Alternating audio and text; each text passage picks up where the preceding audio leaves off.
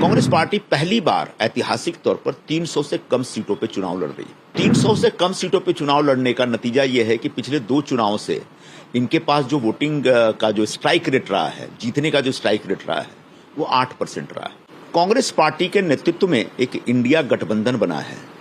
वो इंडिया गठबंधन मतलब भानुमति का कुनबा है।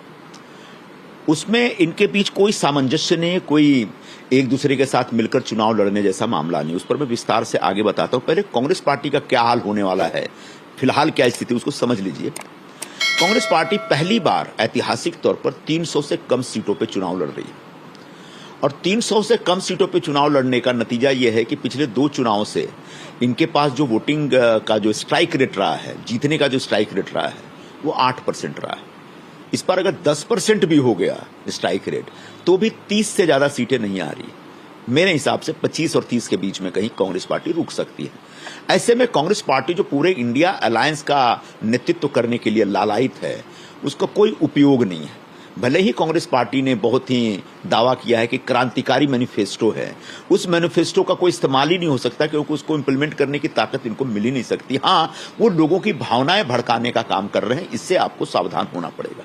इंडिया अलायंस की दुर्गति ये है कि महाराष्ट्र में अभी तक शिवसेना, यूबीटी जो है, उबाठा, कांग्रेस और एनसीपी के बीच जो एक सामंजस्य होना चाहिए, वो कहीं दिख नहीं रहा है। सांगली और भिवंडी तो सामने से है, मुंबई में भी माहौल बहुत खराब है। और बाकी जो ग्रामीण क्षेत्रों में आप देखें तो इनके कार्यकर्ताओं के बीच कोई मनोमिलन नहीं है और इसकी वजह से एक दूसरे को हराने में सब लगे हुए हैं। ममता बनर्जी इंडिया अलायंस की एक बहुत बड़ी नेता थी, नेता कन के निकल के आई थी। मैंने खुद जब इंडिया अलायंस का कॉन्क्लेव यहाँ हुआ था तो उनको रिसीव किया था मैंने मुंबई के एयरपोर्ट पर। आज ममता बनर्जी जो चुनाव लड़ रही है वेस्ट बंगाल में, उसमें कांग्रेस पार्टी नहीं है, कांग्रेस के खिलाफ लड़ रही है। अरविंद केजरीवाल जी, उनकी पार्टी दिल्ली में तो अलायंस करती है, पंजाब में अलायंस नहीं है और एक दूसरे के खिलाफ लगे हुए हैं। जब अरविंद केजरीवाल जेल में भेजे जाते हैं तो दिल्ली के नेताओं ने उनके प्रति सहानुभूति प्रकट की, जबकि पंजाब के नेताओं ने उसके ऊपर मिठाइयां बांटी है। तो ये इंडिया अलायंस के 2 प्रमुख पार्टियों के गठबंधन का हाल है। आखिरी बात जो सबसे महत्वपूर्ण है वो है लेफ्ट पार्टियां। कांग्रेस के ऊपर वैसे भी लेफ्ट पार्टियों के प्रति का जबरदस्त प्रभाव है और उनके मन में लेफ्ट विचारधारा को लेकर जबरदस्त प्रेम रहता है।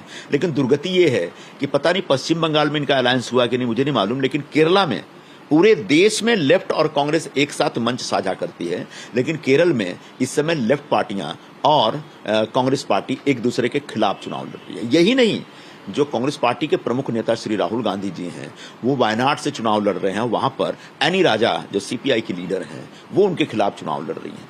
तो इनका पूरा इंडिया गठबंधन एक बिखरा हुआ गठबंधन है, सिर्फ नाम का। और एक किसी तरह से भारतीय जनता पार्टी को रोकना है या प्रधानमंत्री नरेंद्र मोदी का जो सपना है विकसित भारत बनाने का और एक जो संकल्प उन्होंने लिया, उस संकल्प को तोड़ना, उस सपने को तोड़ना है, इसके लिए ये सब जमा हुए हैं। तो ऐसे जो इनकी जो जमघट है, इस जमघट के प्रभाव में और इसके दबाव में मत आइए और अपना वोट कतई कांग्रेस और उसके सहयोगी दलों को मत दीजिएगा। अपना सारा का सारा वोट आप याद करके सिर्फ भारतीय जनता पार्टी को दीजिएगा, ताकि प्रधानमंत्री नरेंद्र मोदी जी तीसरी बार पूरी ताकत के साथ देश के प्रधानमंत्री बने और देश में विकास की जो धारा वो बहा रहे हैं उसको और तेजी से बहाते हुए देश में हर वर्ग को के जीवन में सुख और संपत्ति लेके आए, सबको खुशियां मिले, इस प्रकार का इंतजाम।